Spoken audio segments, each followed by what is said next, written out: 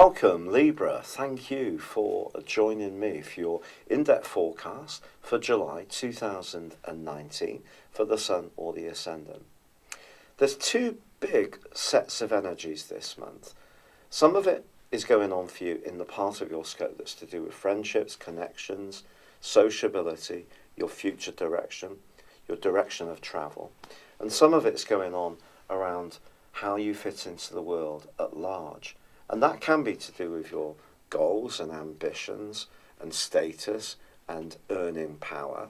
But a counterpoint to all of this energy is the activity going on in the part of your situation to do with your emotional life and where you live and your family situation.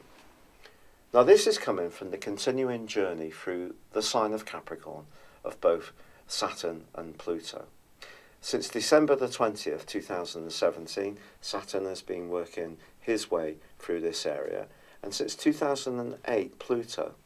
So, because you know that I have a Libra ascendant, you all know that I'm very attuned to these two influences. They are very influential. And they are going to be so this month. They continue to retrograde, but they continue to be very closely allied together. Now Saturn's about structures and Pluto's about change, but Saturn's also about control, and it's also about what we've learned, so conditioning from the past. So that's highly important in the fourth house of emotion. And Pluto is of course about the things that are hidden, but it's also about power. Now when these two are together, I think there's every chance that something's changing about where you live or how you interact with your family or in your emotional life.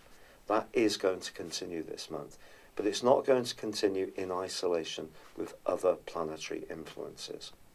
And this is underlined right at the very start of this month, when on the 2nd there is a solar eclipse in the part of your scope to do with your ability to raise your profile and to really raise the vibration on the qualities and talents you have to offer the world. Now, of course, that's completely up there and out there compared to that energy that's going on in the fourth house with Saturn and Pluto. But this particular solar eclipse does give you the chance to make big progress in the last 6 months of this year. And it's augmented by the move of Mars, the planet of hustle and bustle and instant gratification, into the sign of Leo, which is very much about sociability. But Mars in Leo for you is the 11th solar house. So it gives you an ability to exercise your natural instinct for democracy, so you can use your thrust to work with other people, the 11th house, which is very much an Aquarius energy, yet at the same time you're still going to be looking out for yourself as well, and rightly so. So in other words, you can stay individual and individualistic, but you can network, and that's something you have a talent for anyway. But this month, those two influences are working together in a very helpful way for you. Now, on the 4th of the month, your ruler Venus also moves to the top of your horoscope, your 10th solar house, into the sign of Cancer, where the energy from that solar eclipse is pulsating from, and also there's the energy of the North Node. Now the North Node, the point of destiny, is also a kind of instinctive, a more emotional direction of travel. So you're being pulled towards raising your profile by the planets. It may be subtle, but it is there. But in opposition for the whole of this month is stern Saturn. So Saturn's kind of saying to you, even if you do push yourself forwards and use the charm and diplomacy of Venus, your ruler, in this sector, and the drive of the Sun, obviously in conjunction with that solar eclipse, and also the high energy of Mars, then you just need to be aware of how this will impact on how you feel about things, and your support structure, your ability to fulfill the goals and ambitions that you chase down. Now, there is actually a beautiful link all of this month between the North Node and Neptune. So it does suggest that if you're a giver or a carer, or you work in some kind of dimension where you are supportive of other people, that actually can be very good for you and help to transport you forwards and see you potentially taking on greater responsibility and a position of prominence. You could also find yourself lauded by other people for your talents. So a place in the spotlight is entirely possible this month. It's just not going to come without some liabilities. And that becomes obvious because in week 2, the Sun goes face to face with Saturn. Now this is a very challenging influence. It could mean that the desire you've been showing to get ahead can be tempered, perhaps temporarily, by the energy of Saturn. But Saturn may just see your emotional vibrancy coming down a notch or two. So don't overdo it. Some early nights are going to be necessary. Also, from the 11th to the 17th, the Sun is going face to face with Pluto. Now, again, this is one of those aspects which can point towards huge transformation. So I think some kind of change can come about for you, either in terms of your worldly interaction or your homely interaction, or both, but it will be like the Teutonic plates are moving. It won't necessarily be easy, but change can happen, and it can be in a beneficial way. However, Mercury, the planet of communication, which starts this month in the rather noble Leo, goes into a retrograde on the 7th, and through to the 18th is rewinding in your sector of friendships, in your sector of sociability. So if you do try to plan something, the chances are at least one event will get rescheduled or cancelled or changed. Try to take that in your stride. By the 16th, we do have a lunar eclipse, but this lunar eclipse in Capricorn is going to be embracing Pluto. So I think in the last half of this year, you're going to be feeling things at a very deep level, even if there is another part of you that does want to construct some kind of new reality when it comes to earnings, your position in the world. And of course, not everybody is motivated by goals that are linked to status. It's possible that your goals are to do with painting or looking after your grandchildren, or it could be to do with a more spiritual development. But whatever those goals are, they have to be supported by your emotional foundation. And that's the area where a lot of pressure is going to be coming. However, without doubt, as the Sun makes its way into the sign of Leo on the 23rd, that's going to bring a huge amount of warmth to your situation. Your ruler Libra moves on the 28th into Leo too.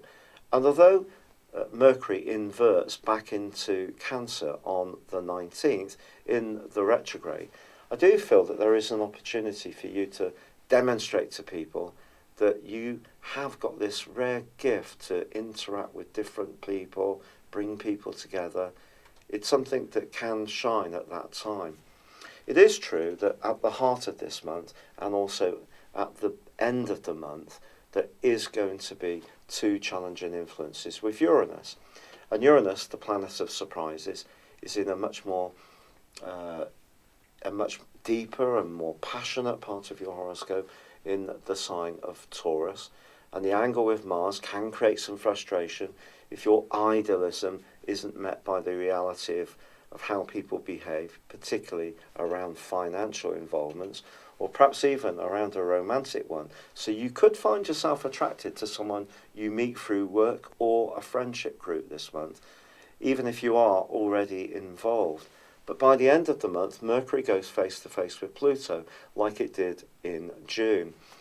Now, you may encounter someone again who's very dogmatic, very keen to say how they feel. This may happen at the heart of this month, as both Saturn and Pluto are opposed by the Sun.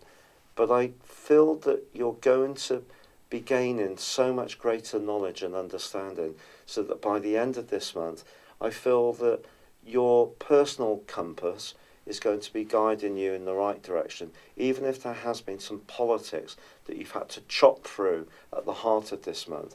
Stand up for yourself with someone who may be overbearing, or perhaps you need to assert yourself to a relative who always expects that you're there at their beck and call, or perhaps it's people who don't realise that you have got an emotional centre. You're not just an intellectual being.